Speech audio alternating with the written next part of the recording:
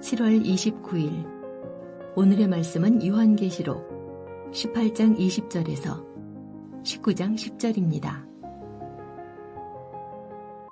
하늘과 성도들과 사도들과 선지자들아, 그로 말미암아 즐거워하라.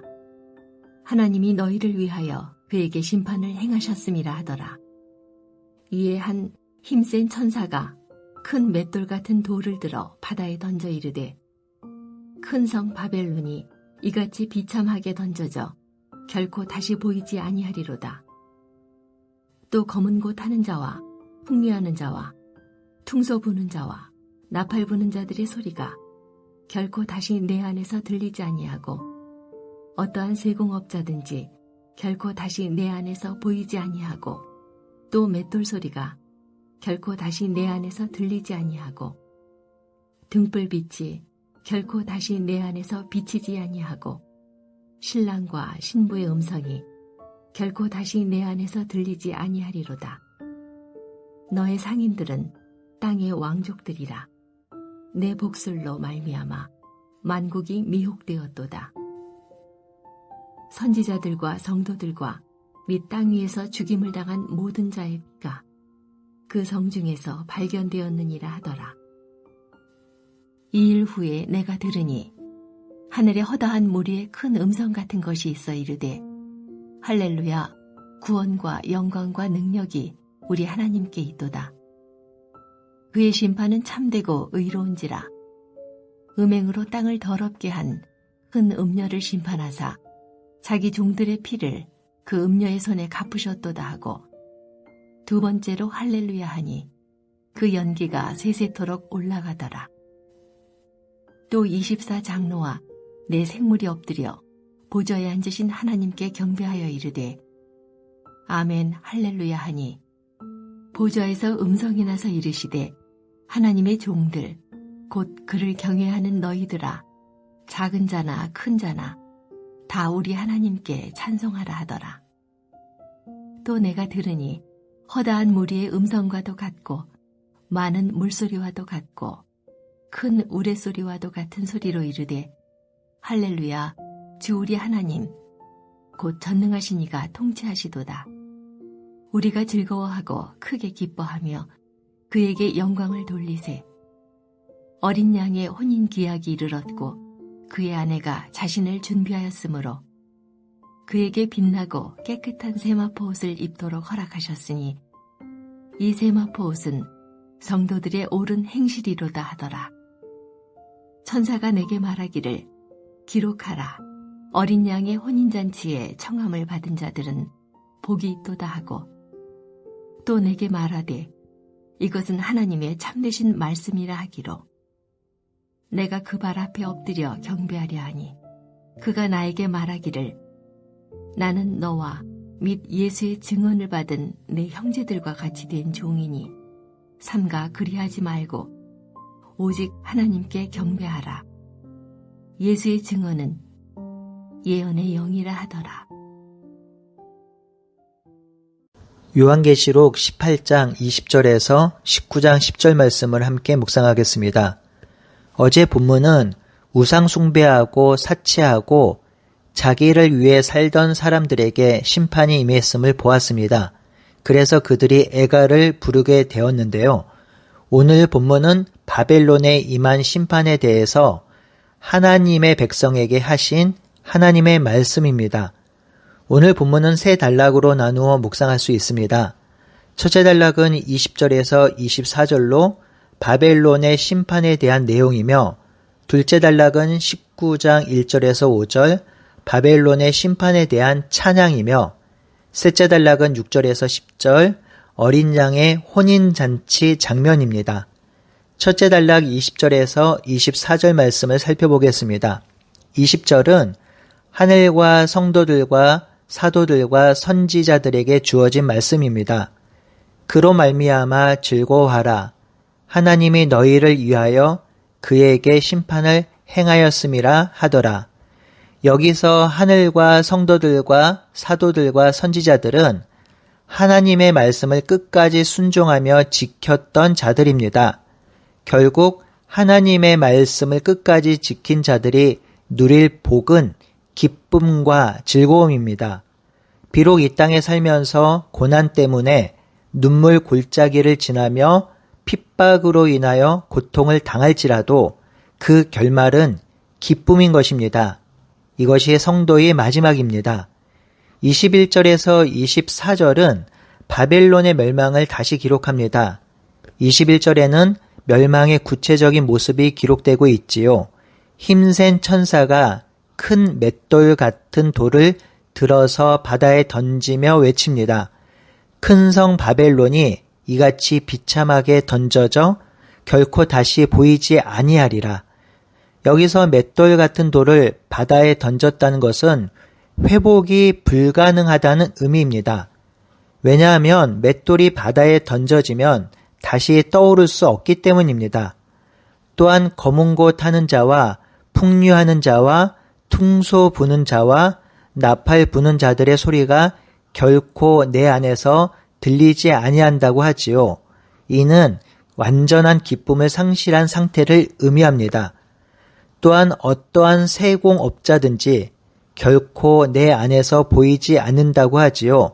세공업자가 하는 일은 사치품을 만드는 일인데요. 이 사치품이 다시는 만들어지지 않을 것이라고 말해주는 것입니다.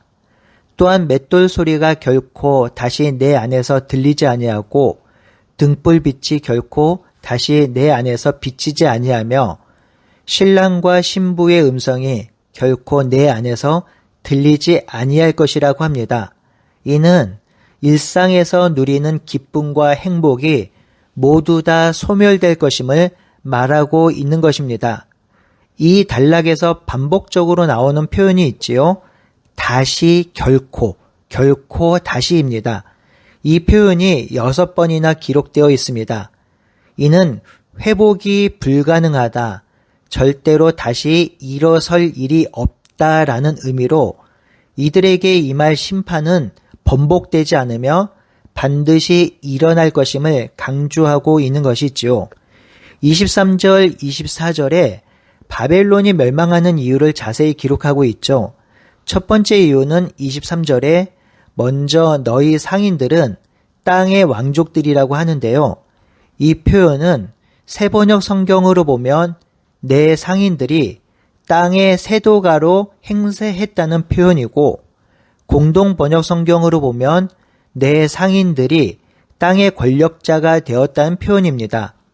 그러니 이 의미는 상인들이 스스로 영광을 받으며 자고하고 높아지고 사치하였다는 것입니다. 그래서 멸망당하는 것이라 하지요. 두 번째 바벨론이 멸망당하는 이유는 내 복술로 말미암아 만국을 미혹하였기 때문이라 합니다. 여기서 복술은 마술이라는 의미로 우상 숭배와 사치하는 것에 폭넓은 의미로 사용된 것입니다. 세 번째 이유로는 24절에 선지자들과 성도들과 및 땅 위에 죽임을 당한 자의 피가 그 성 중에서 발견되었기 때문이라 합니다. 이들은 무죄한 자를 죽였기 때문에 심판당하는 것이라 하지요. 하나님은 지금 그들의 죄악과 악행을 모두 보고 계십니다. 특히 무죄한 자들, 하나님의 형상으로 창조된 자들을 업신여기며 그들을 학대하고 그들의 생명을 빼앗는 자들을 보응하고 계신다고 하시죠. 그렇기에 바벨론이 멸망당하는 것입니다. 두 번째 단락은 19장 1절에서 5절로 바벨론의 심판을 향한 찬양입니다. 1절에 이 일이 있은 후에라고 시작하죠. 이 일은 바로 바벨론의 심판입니다. 이 심판이 있은 후에 하늘에서 허다한 무리의 큰 음성이 들립니다. 이 음성은 바로 찬양이죠. 1절과 2절은 첫 번째 찬양의 내용입니다. 할렐루야, 구원과 영광과 능력이 우리 하나님께 있도다. 그의 심판은 참되고 의로운지라.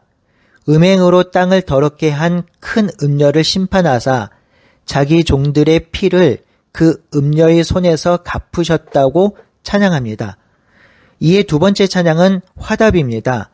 할렐루야 하니 그 연기가 세세토록 올라갑니다.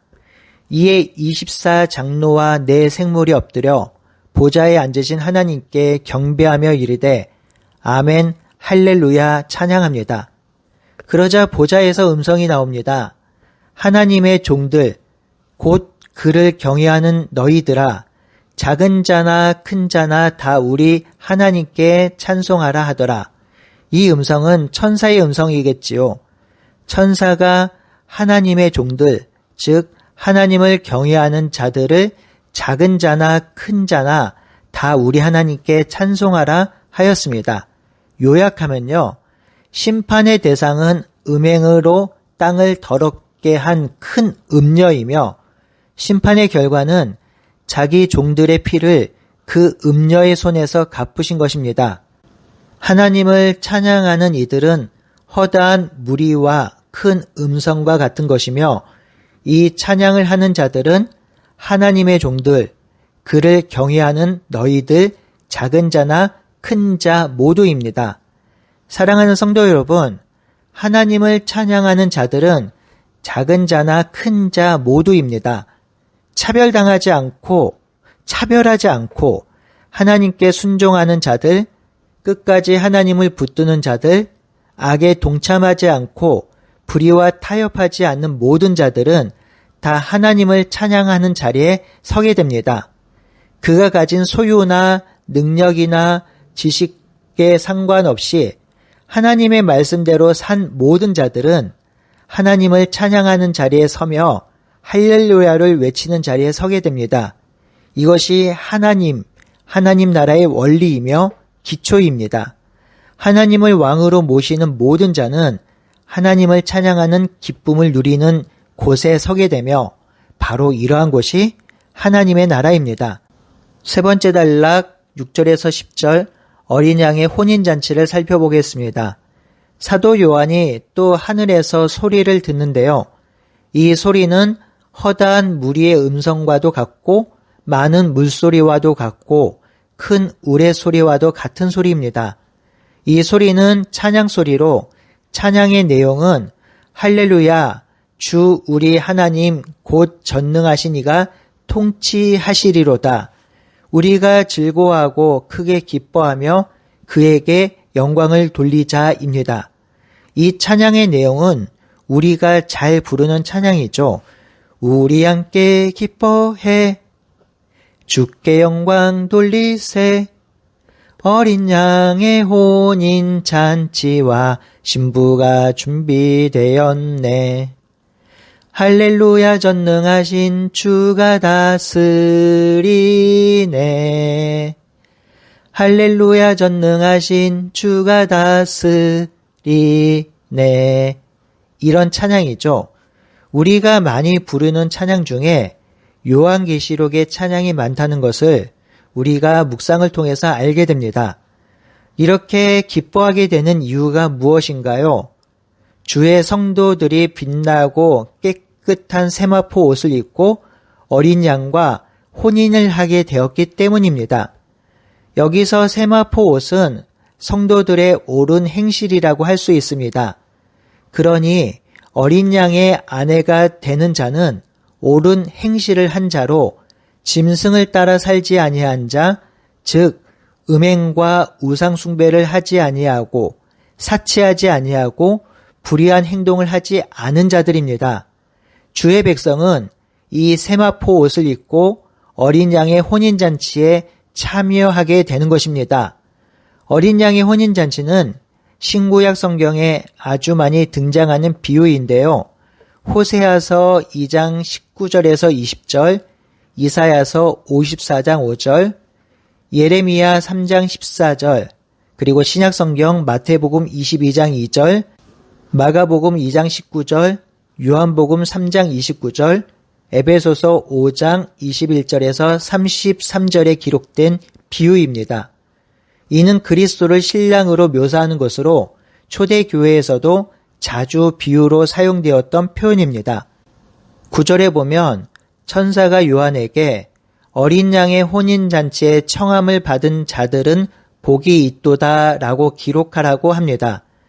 요한계시록에는 7번에 걸쳐서 끝까지 어린 양을 따르는 자들이 복이 있다고 하는데요. 계시록 1장 3절, 14장 13절, 16장 15절, 19장 9절, 20장 6절, 22장 7절과 14절입니다. 성도로 이 땅을 살아가는 진정한 복이 무엇인지 우리에게 알려주는데요. 진정한 복은 시편 1편에 있는 바와 같이 오직 여호와의 말씀을 주야로 묵상하며 그 길로 행하는 자입니다. 천사가 이렇게 말하자 요한이 천사에게 엎드려 절하려고 합니다. 그러자 천사가 나도 너와 예수의 증언을 받은 내 형제 같은 종이니 이렇게 엎드리지 말고 하나님께 경배하라고 합니다. 사랑하는 성도 여러분, 어린 양의 혼인잔치에 초대되며 그의 신부가 되는 일은 대단한 업적을 남기거나 역사에 큰 이정표를 세우는 자들이 아닙니다.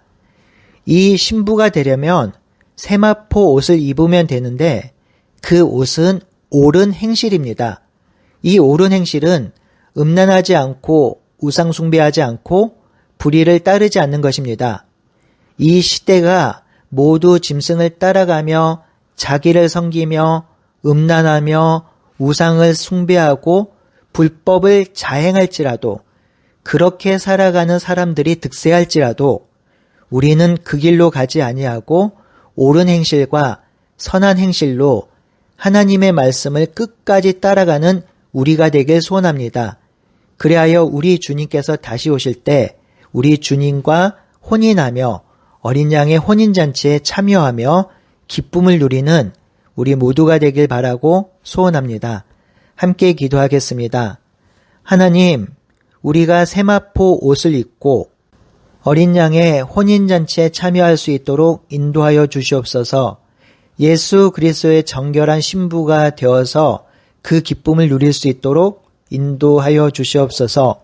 예수님의 이름으로 기도드리옵나이다. 아멘.